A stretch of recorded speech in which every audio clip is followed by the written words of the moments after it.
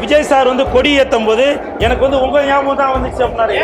என் ஞாபகம் எதுக்கே வந்து அப்படின்னா உங்களோட சிஎஸ்கே கட்சி கூல் சுரேஷ் கட்சியும் தமிழக வெற்றி கழகமும் ஒன்னா இணைய போறதா. என்னோட சின்னம் என்ன தெரியுமா? கழுத தான் என்னோட சின்னம். என்னை பார் யோகம் வரும் அப்படின்னு கழுத முகத்துல முடிச்சுட்டு போனா நல்லது நடக்கும்னு சொல்லுவாங்க. அதனால அவரோட பலம் யானை மாதிரி இருக்கும், அவரோட சிந்தனைகள் எல்லாம் பூனை மாதிரி இருக்கும். ஏன்னா சார் இப்போ இங்கே நிறையா பேர் நான் வரும்போது எனக்கு கை கொடுக்குறாங்க. சில பேர் அவங்க கை நீட்டும் போது நான் மறந்து பக்கத்தில் இருக்க ஆளை பார்த்துடுறேன். அந்த கூட்டத்தில் ஒரு டென்ஷன்ல மறந்துடுறாங்க. சாதாரண ஒரு சப்ப பையன் கூல் சுரேஷுக்கு நீங்க இவ்வளவு எதிர்ப்பு தெரிவிக்கும் போது தமிழக வெற்றி கழகம்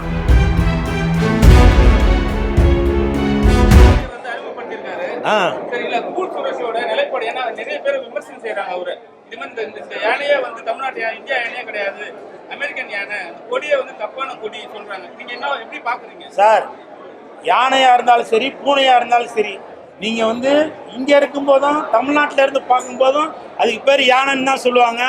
இங்கிலீஷ்ல எலிஃபன்ட்னு சொல்லுவாங்க. நீங்க ஆப்பிரிக்காவுக்கு போனாலும் அதை யானைன்னு தான் சொல்லுவாங்க. இல்ல அதுதான் இல்ல பிரதர், அதான் நான் சொல்ல வரேன். நான் அது எப்படி இருந்தாலும் யானைன்றது யானை தான். நம்ம ஓட்டு போட போற இடத்துல யானை சிகப்பா இருக்கா, யானை கருப்பா இருக்கா, யானை வெள்ளையா இருக்கான்னு பார்க்க மாட்டோம். புரியுதுங்களா? அந்த இடத்துல யானை இருக்குதா ஒரே குத்திட்டு வந்துட்டு இருக்க போறான். கொலை பண்றதுக்கு இல்ல, யானை சின்னத்துல எல்லாரும் ஓட்டு போடுங்க அப்படின்ற ஒரு விஷயத்த இப்போ யானையை வந்து இப்போ வந்து இது வந்து என்னுடைய சின்னம் அப்படின்றத வந்து இப்போ இந்த கொடி மூலமா வெளியில கொண்டு வராரு. ஒன்றும் இல்லைங்க, யானையை விடுங்க. இப்போ சப்போஸ் ஒரு பாம்பு சின்ன வச்சு அவர் வச்சிருந்தாக்க என்ன பண்ணுவாங்க? அதற்கு ஒரு எதிர்ப்பு தெரிவிப்பாங்க. உண்மையா இல்லையா? ஒரு மயில் வச்சிருந்தாக்கா மயிலுக்கு ஒரு எதிர்ப்பு தெரிவிப்பாங்க. ஏன்னா இப்போ வந்து எது பண்ணாலும் சரி அதுக்கு ஒரு விமர்சனம் வந்துட்டு தான் இருக்கான். இப்போ என்ன எடுத்துக்கங்களா, இப்போ கூட தியேட்டருக்கு வந்தோன்னா ஒருத்தர் சொன்னாரு, என்ன உண்மையிலே சொல்றேன், விஜய் சார் வந்து கொடி ஏற்றும் போது எனக்கு வந்து உங்க ஞாபகம் தான் வந்துச்சு அப்படின்னாரு. என் ஞாபகம் எதுக்கே வந்து அப்படின்னா உங்களோட சிஎஸ்கே கட்சி கூல் சுரேஷ் கட்சியும் தமிழக வெற்றி கழகமும் ஒன்னா இணைய போறதா நீங்க வந்து ஏற்கனவே பல பேட்டியில சொல்லிட்டு இருந்தீங்க. அதை நான் பார்த்தேன் அப்படின்னு. சார், யாருக்கு மக்களுக்கு எல்லாம் நன்மை செய்யணும்னு நினைக்கிறோமோ அந்த கட்சியில எல்லாம் கண்டிப்பாக கூல் சுரேஷ் கட்சி சிஎஸ்கே கட்சி கூட்டணியில இருக்கும். புரியுங்களா? அதுல வந்து எந்த ஒரு மாற்று கருத்து மேல இப்பவும் சொல்றேன். என்னோட சின்ன என்ன தெரியுமா? கழுகு அப்படின்னு நினைக்காதீங்க. கழுகுதான் என்னோட சின்னம். இருங்க ஒரு நிமிஷம். அந்த கழுகு சின்னம் தான் இந்த கூல் சுரேஷ் கட்சியோட சின்னம். அதுக்கு காரணம் என்னன்னாக்கா, மக்களுக்கு என்னென்ன குறைகள் இருக்கோ அவர்களுடைய சுமைகளை எல்லாம் நான் தாங்குவதற்கு இந்த கழுதை சின்னத்துல தான் நான் வந்து போட்டி போட போறது. இதுல வந்து எந்த ஒரு மாற்று கருத்துமே இல்லை. ஏன்னா கழுதை அப்படின்னால எல்லாரும் வீட்டு வாசல்லையுமே வச்சிருப்பாங்க. என்னன்னு என்னை பார் யோகம் வரும் அப்படின்னு கழுத முகத்துல முடிச்சுட்டு போனா நல்லது நடக்கும்னு சொல்லுவாங்க. அதனால 2026ல கூல் சுரேஷ் கட்சியும் சிஎஸ்கே கட்சியும் தமிழக வெற்றி கழகமும் கண்டிப்பாக இணைந்து மக்களுக்காக செயல்படும்.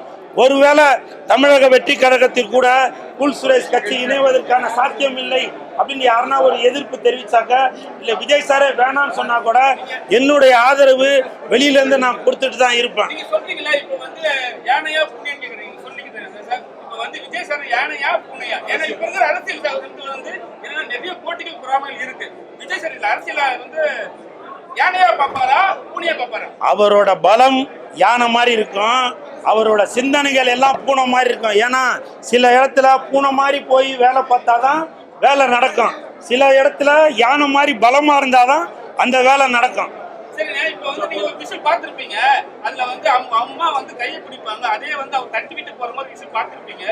நிறைய மக்கள் வந்து அதை விமர்சனம் செய்யறாங்க. நீங்க எப்படி பாக்குறீங்க சார்? இப்ப இங்க நிறைய பேர் நான் வரும்போது எனக்கு கை கொடுக்குறாங்க. சில பேர் அவங்க கை நீட்டும் போது நான் மறந்து பக்கத்துல இருக்க ஆளை பார்த்துடுறேன். அந்த கூட்டத்துல ஒரு டென்ஷன்ல மறந்துடுறேன். இன்னைக்கு 9:15 மணிக்கு கொடியேற்றுற ஒரு நிகழ்ச்சிக்காக விஜய் சார் வந்திருக்காரு. அவங்க அப்பா அவங்க அம்மா எல்லாருமே வந்திருக்காங்க. வந்தது அவங்களுக்கு தெரியும். மேடையில் விஜய் சார் வந்து அவங்க அம்மாவும் அவங்க அப்பாவும் இந்த நிகழ்ச்சிக்கு வந்ததில் ரொம்ப சந்தோஷம் அப்படின்னு சொல்லி மேடையிலே வாழ்த்து தெரிவித்து நன்றியும் வேற தெரிவிக்கிறாரு. அவங்க வெளியில வரும்போது பத்திரிகையாளர் ஆளுகளுக்கு ஒரு பக்கம் கூப்பிடுறாங்க, சார் இங்கே போட்டோ கொடுங்க, இங்கே போட்டோ கொடுங்க அப்படின்னா அந்த ஒரு டென்ஷன்லாம் மறந்துருப்பாங்க. என்னைக்கா இருந்தாலும் தாய் தான் மகன் தான், அதுல எந்த மாற்று கருத்து இருக்க போகுது, ஒரு ஞாபகம் மறதிலாம் மறந்துருப்பாங்க. இதெல்லாம் ஒரு விமர்சனம் செய்ய வேண்டியதே இல்லை. நீங்க சொன்னீங்க பிக் பாஸ்ல வந்து திருமாவளவன் சார் வந்து கூப்பிட்டா நல்லா வந்து ப்ரமோஷன் பண்ணுவார் சொல்லியிருந்தீங்க. இப்போ வந்து திடீர்னு வந்து விஜய் பத்தி பேசுறீங்க பெருமையா, ஏன்னா அந்த கட்சிக்கு நம்ம சேர்றது என்ன விஷயமா இருக்கும் சார்?